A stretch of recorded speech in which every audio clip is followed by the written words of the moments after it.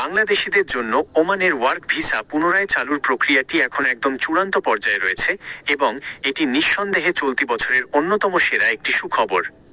রিয়াদে অনুষ্ঠিত global labour market কনফারেন্সে ওমানের শ্রমমন্ত্রীর দেওয়া প্রতিশ্রুতি অনুযায়ী বন্ধ থাকা ভিসাগুলো পুনরায় খোলার জন্য দুই দেশের সরকারি পর্যায়ে জয়েন্ট টেকনিক্যাল কমিটি কাজ চলছে।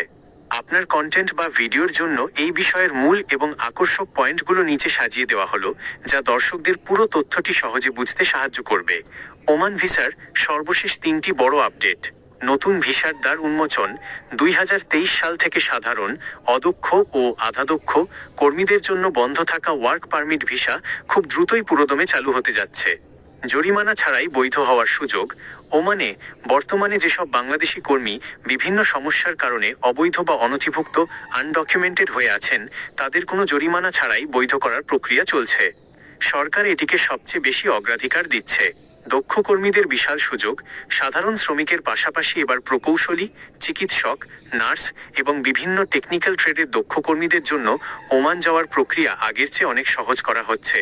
দর্শকদের জন্য জরুরি পরামর্শ। ওমান সরকার এবার কর্মী নেওয়ার ক্ষেত্রে দক্ষতা এবং স্বচ্ছতার ওপর সবচেয়ে বেশি জোর দিচ্ছে। তাই যারা নতুন করে ওমানে যাওয়ার স্বপ্ন দেখছেন, তারা এখন থেকেই নিজের কাজের দক্ষতা বাড়ানোর পাশাপাশি ওমানের ভাষা ও প্রাথমিক আইনকানুন সম্পর্কে ধারণা নেওয়া শুরু করতে পারেন। এই সুখবরটি নিয়ে নতুন কোনো সরকারি ঘোষণা বা এজেন্সির মাধ্যমে আবেদন শুরুর সুনির্দিষ্ট তারিখ জানতে চাইলে আমাকে জানাতে পারেন।